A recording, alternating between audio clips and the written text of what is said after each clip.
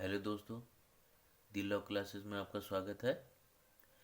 आज हम डिस्कस करने जा रहे हैं दंड प्रक्रिया संहिता के चैप्टर के बारे में, जिनमें से कुछ चैप्टर बहुत ही इम्पोर्टेंट हैं। उनकी हम ट्रिक भी बता देंगे जो परीक्षा उपयोगी हैं आपके लिए। तो दोस्तों स्टार्ट करते हैं। चैप्टर 2, दंड न्यायालयों और कार्यालयों का गठन।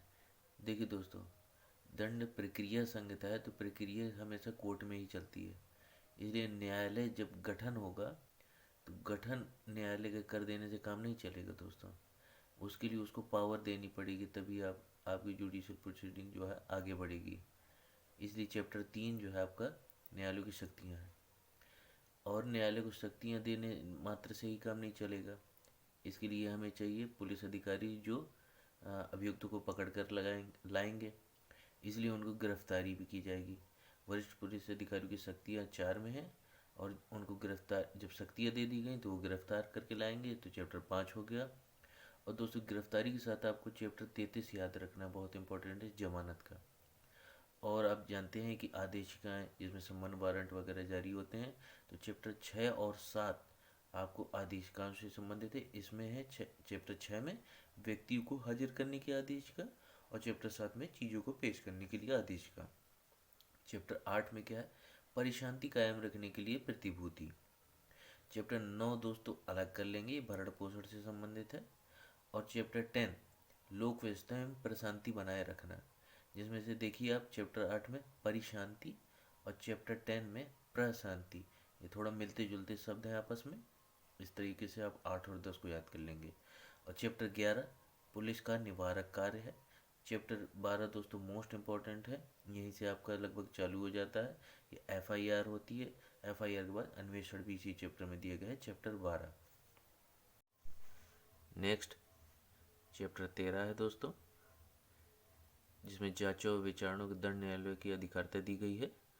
और इसी से मिलते जुलते 13, 23, 24 ऐसे करके याद कर लें। इसमें है 23 में जांचों विचारणों में साक्ष्य और 24 में आपका जांचों विचारणों में साधारण उपबंध।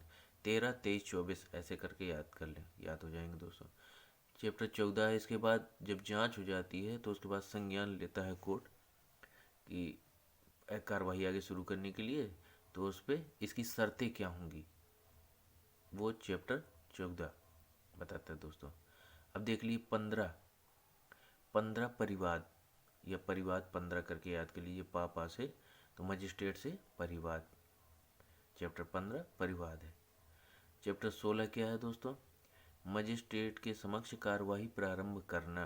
अब यहाँ से कार्यवाही स्टार्ट हो रही है दोस्तों, ठीक। और चैप्टर 17 को ऐसे थोड़ा शॉर्ट ट्रिक में याद रखिए, 17 खतरा। तो चार्ज फ्रेम हो रहा है दोस्तों, तो खतरा है, इसलिए चैप्टर 17 खतरा। और देखिए 18 चैप्टर से 21 ए तक ये दोस्तों पेपर में पूछे जाते हैं, बहुत कहीं ना कहीं पूछ लिए जाते हैं स्टेट जुडिशरी में या आपका एपीयू में। तो इनमें आपको चैप्टर याद रखना है, चैप्टर का नाम याद रखना है, प्लस उसका विस्तार याद रखना है कि चैप्टर कहाँ से कहाँ तक है। ये केवल दोस्तों 5 चैप्टर तो आपको हर हाल में याद ही कर लेने हैं दोस्तों। जैसे चैप्टर 18, ये सबसे बड़ा जो डिस्ट्रिक्ट लेवल पे होता है आपका सेशन, ऐसे याद कर लेंगे। सबसे पहले सेशन होगा, तो इसे धारा 225 से 237 तक है।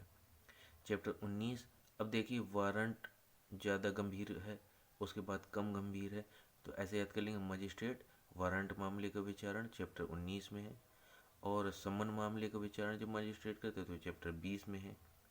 और इनका धारा का विस्तार जरूर दोस्तों देख लीजिए, नोट कर लीजिए, इसको याद भी करना है आपको।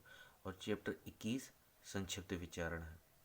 और चैप्टर 21A अभिभाग सौदेबाजी, ये तो दोस्तों कई बार आ चुका है ये क्वेश्चन, और इसका विस्तार पूछा गया है कि चैप्टर ये 21A अभिभाग सौदेबाजी से संबंधित है और इसका विस्तार क्या है।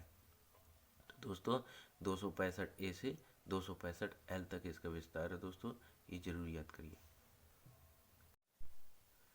नेक्स्ट है दोस्तों चैप्टर 22 कारागार में निरुद्ध व्यक्तियों की हाजिरी। और दोस्तों चैप्टर 25 वैसे हम थोड़ा सा मजाकी लगेगा, लेकिन दोस्तों एक शॉर्टकट है। जैसे पागल 25, तो जो विकृत है तो वो लगभग पागल, तो मान लीजिए पागल व्यक्तियों से संबंधित है, तो चैप्टर 25 विकृत अभियुक्त व्यक्तियों के बारे में बंद दिया गया है। 25 पागल ऐसे याद कर लीजिए। और इसके बाद में देखिए, जो पागल होगा तो जब न्याय प्रशासन पर कैसे प्रभाव डाल देगा, निगेटिव इफेक्ट डालेगा, पागल व्यक्ति परेशान करेगा सबको। तो ये हो गया चैप्टर 26। अब जाहिर सी बात है, अगर वो लोग परेशान होंगे तो डिसीजन निर्णय देंगे, तो चैप्टर 27। और निर्णय क्रोधित होकर के देंगे तो चैप्टर 28 में मृत्युदंड दे देंगे उसको। एक मजाकिया फॉर्म में दोस्तों इसको याद करना है। तो यहाँ तक हो गया आपका चैप्टर 28 तक। इसके बाद दोस्तों अपील याद कर लेंगे, 29 अपील। चैप्टर 30 निर्देश और पुनरीक्षण से संबंधित है। चैप्टर 31 मामलों का अंतरण ट्रांसफर है। और चैप्टर 32 दंडों का निष्पादन, निलंबन, परिहार, लघुकरण। दोस्तों ये जो वर्ड है ये आपको एक अलग वीडियो में, जिसमें बेसिक सीआरपीसी का एक वीडियो बनेगा, शॉर्ट में बताया जाएगा, उसमें इन सब वर्डों को भी उसमें डिस्क्राइब कर देंगे दोस्तों हम। चैप्टर 33 जैसा कि आप जानते हैं जमानत ही है, ये यहाँ पर इसलिए दोस्तों लिख दिया है कि चैप्टर 33 में जमानत जब होती है तो उसमें गारंटर वगैरह, प्रॉपर्टी वगैरह ऐसे कुछ आपको याद आ जाएगा इससे। तो 33 और 34 को इस क्रम में याद रख लीजिएगा कि 33 में जमानत है और उसके लिए चाहिए होती संपत्ति, तो इस वजह से चैप्टर 34 संपत्ति का बयान है। 35 हो गई अनियमित कार्रवाइयाँ। और चैप्टर 36 परिसीमा है, ये किस वाद के लिए क्या टाइम पीरियड है उसको लाने का, ये आपका परिसीमा काल डिफाइन है इसमें चैप्टर 36 में। और चैप्टर 37 प्रकीर्ण है। धन्यवाद दोस्तों। दोस्तों अगर चैनल आपको पसंद आता है please like, share and subscribe कीजिए दोस्तों।